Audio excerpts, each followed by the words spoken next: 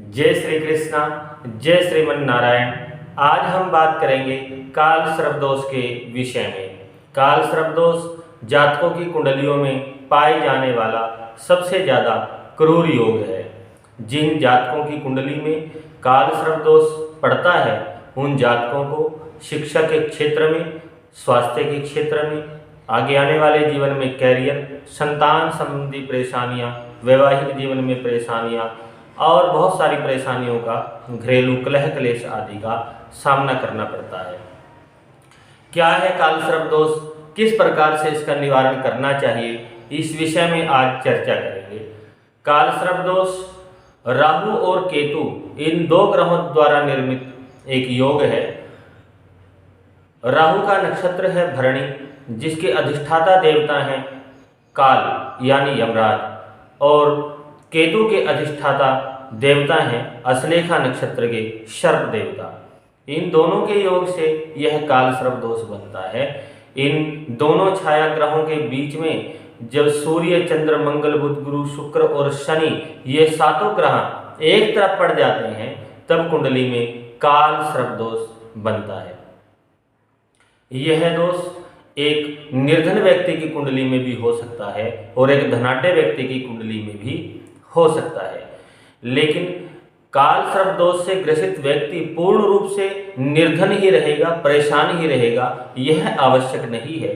क्योंकि और बहुत सारे योग ऐसे होते हैं जो कुंडली में पढ़ करके या तो काल सर्प दोष की वृद्धि करते हैं या फिर काल सर्प दोष की शांति करते हैं। जो योग काल सर्प दोष की शांति करते हैं ऐसी कुंडलियों के जातकों को जीवन में सुख और शांति की प्राप्ति होती है और दुखों का कम सामना करना पड़ता है।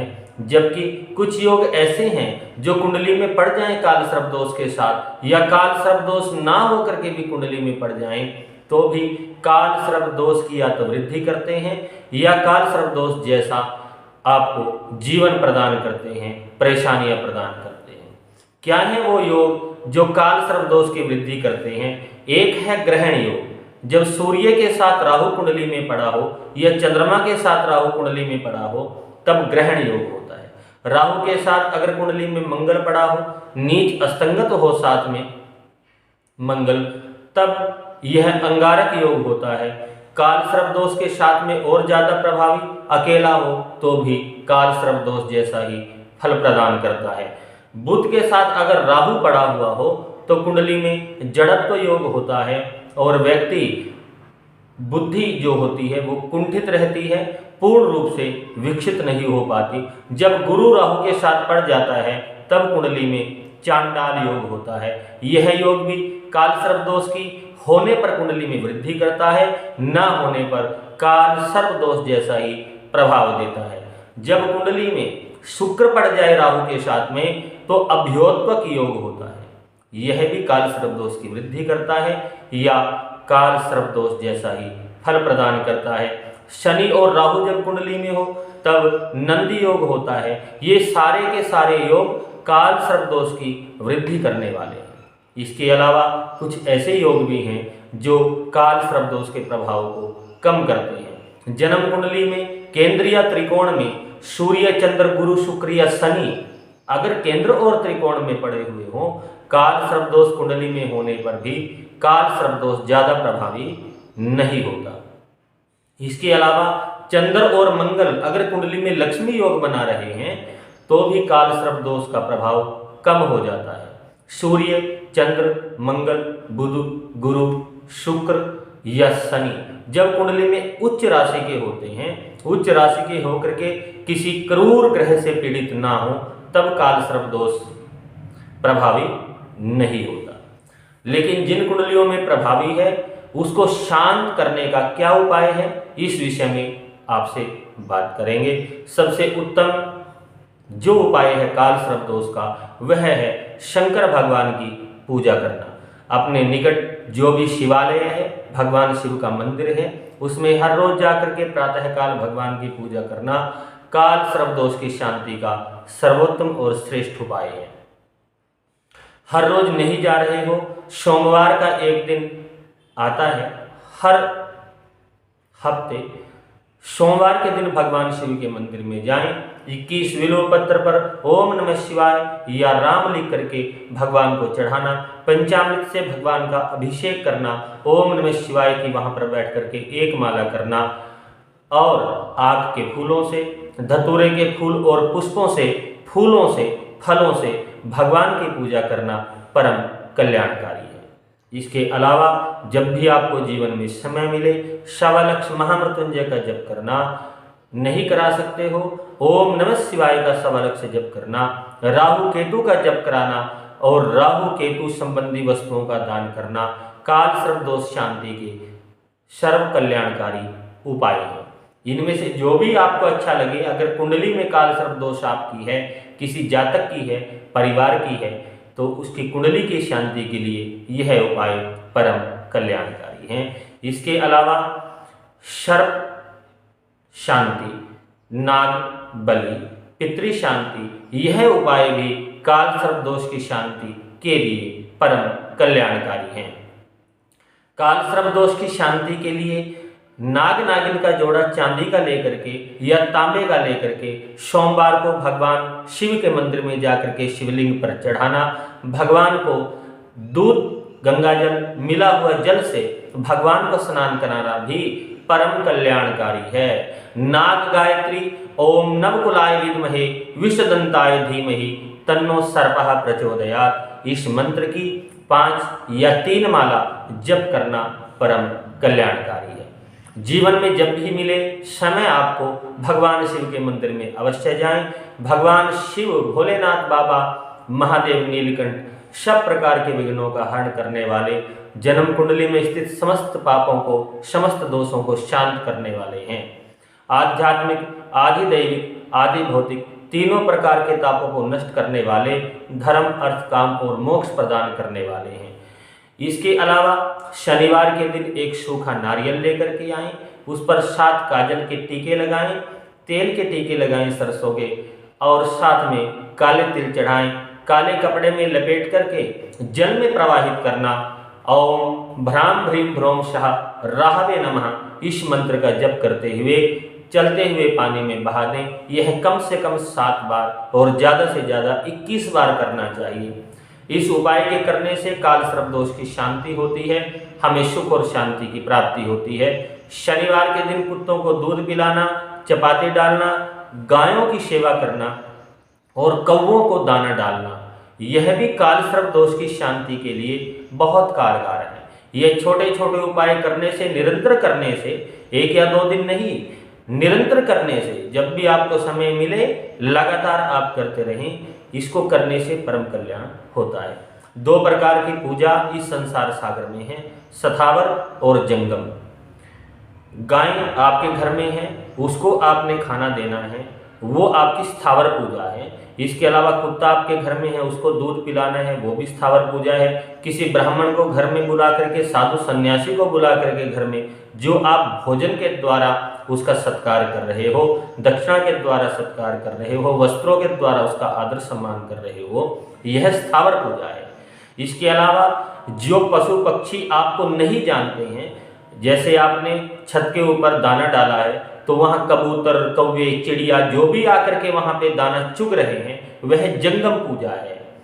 जंगम पूजा का स्थावर पूजा से भी ज्यादा महत्व है, इसलिए नित्य प्रति भगवान की जंगम पूजा अवश्य करनी चाहिए।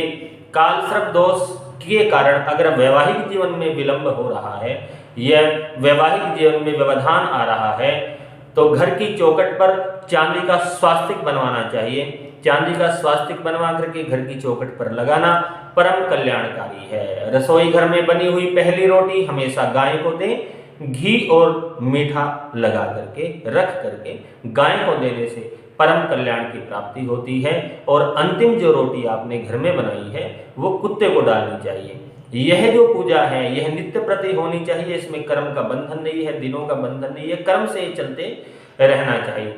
प्रत्येक संक्रांति को गंगा जल से भगवान भोलेनाथ को स्नान कराना परम कल्याणकारी है। मोर का पंख घर में रखें, अपने मंदिर में रखें, जहाँ पे आप पूजा करते हैं वहां पर मोर का पंख रखें। 1, 3, 5, 7, 9, 11 इन विषम संख्याओं में मोर का पंख रखना परम कल्याणकारी है। ओम नमः शिवाय का अपने घर में लाल आसन पर बैठ करके भगवान का भजन करें और भगवान नीलकंठ का ध्यान करते हुए ओम नमः शिवाय का जप करना परम कल्याणकारी है। संतति की प्राप्ति के लिए अगर काल सर्प दोष बाधक है, नाग पूजन करवाना चाहिए और लगातार 1 साल तक प्रदोष व्रत करना चाहिए। प्रदोष व्रत पर भगवान शिव के मंदिर में जाकर के भगवान के लिए रुद्राभिषेक करना परम कल्याणकारी है। इस दोष की शांति के लिए मनसा देवी का स्तोत्र, नाग स्तोत्र, शिव स्तोत्र, महामृत्युंजय मंत्र का जप और मृत्युंजय स्तोत्रों का पाठ करना भी परम कल्याणकारी है। कृष्ण पक्ष की पंचमी तिथि से शुरू करके पंचमी के दिन से आटे में मीठा मिला करके, मावा मिला करके आप किसी नदी या तालाब के पास जाएं जहां पर मछलियां हों, उन मछलियों को ये डालना परम कल्याणकारी है। सुंदरकांड का पाठ करना भी शनिवार के दिन दक्षिणाभिमुख बैठ करके परम कल्याणकारी है। और विशेष रूप से वो लोग जिनकी कुंडली में काल सर्प तो है ही, साथ में नीचस्थ मंगल पड़ा हुआ हो, वो इस दोष की शांति के लिए सुंदरकांड का पाठ भी अवश्य करें। महाकुंभ जब आए, हरिद्वार, प्रयागराज, नासिक और उज्जैन में हर 12 साल में महाकुंभ का आयोजन किया जाता है। इन चारों पवित्र स्थानों पर, संगमों पर जाकर के, तीर्थों पर जाकर के जब जब वो योग बने तब जाकर के वहाँ स्नान करना, अपने वजन के बराबर जौ का दान करना, तुला दान करना परम कल्याणकारी है। ये सारे के सारे उपाय काल सर्प दोष की शांति के लिए हैं। इसके अलावा भगवान शिवलिंग का नित्य प्रति दर्शन करना परम कल्याणकारी है। जिस रास्ते से आप जा रहे हो अपने ऑफिस के लिए, कार्य के लिए, तो भगवान शिव के मंदिर के पास रुक करके उनको मत्था टेक करके अवश्य जाएं। अगर आप सुबह नहीं जा रहे हो, अगर सुबह आप जा करके आ गए, फिर आप घर से ऑफिस जा रहे हो, काम पे जा रहे हो, फिर जाने की आवश्यकता नहीं है। अगर समय मिले सायंकाल आरती के समय भी जा करके शिव भगवान के चरणों में मत्था टेकना परम कल्याणकारी है। ओम नमो अस्तु सर्पेभ्यो ये के च पृथ्वी मनु ये अंतरिक्षे ये दिवी तेभ्यः सर्पेभ्यो नमः। इस मंत्र के द्वारा सर्प पूजन करना परम सुख प्रदान करने वाला है। ये सारे के सारे उपाय काल सर्प दोष की शांति के हैं। सर्प सूक्त का बुधवार से पाठ करें। अगर सर्प सूक्त का आप पाठ कर रहे हो तो बुधवार से इसका प्रारंभ करें, 108 दिन इसका पाठ करें, या फिर लगातार करके भी 108 पाठ करने से काल सर्प दोष की शांति होती है। नाग स्तोत्रों का पाठ करना, इसके अलावा एक नीलकंठ नाम का स्तोत्र है जो भगवान शिव को परम प्रिय है। इसलिए जब भी आपको समय मिले शिव मंदिर में शिवलिंग के पास बैठ करके एकांत में नीलकंठ स्तोत्र का पाठ करना चाहिए। नीलकंठ स्तोत्र के पाठ की पुस्तक आपको जो भी आपके पास धार्मिक पुस्तकों की दुकानें हैं वहाँ सुलभतः प्राप्त हो जाएगी। जब आप अभ्यास करेंगे थोड़ा कठिन लगेगा प्रारंभ काल में, लेकिन जैसे जैसे उसके लिए आप अभ्यास करेंगे वो अभ्यस्त हो जाएगा और फिर ज़्यादा से ज़्यादा 5 या 6 मिनट में आप उस पाठ को कर सकते हो।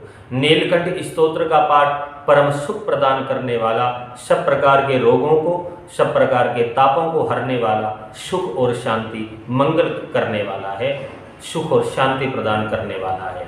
महाकालेश्वर, त्र्यंबकेश्वर, काशी विश्वनाथ के दर्शन करना, हरिद्वार में जाकर के हर की पौड़ी पर स्नान करना और वहाँ से गंगा जल भर करके जो भी वहाँ शिवालय है पास में वहाँ भी आप स्नान करा सकते हो। इसके अलावा घर में भी आप गंगा जल के साथ ज़्यादा भी नहीं पार्थिव शिवलिंग का भी आप पूजन कर सकते हो। पार्थिव शिवलिंग का पूजन करना भी परम कल्याणकारी है। इसलिए जब भी समय मिले, मंदिर नहीं जा रहे हो तो गंगा जल के साथ में शुरुआत करें। उसके बाद गंगा जल आप जल में भी मिला सकते हो, लेकिन हो सके तो गंगा जल से भगवान का रुद्राभिषेक करें। प्यार से बोलो जय श्री कृष्ण।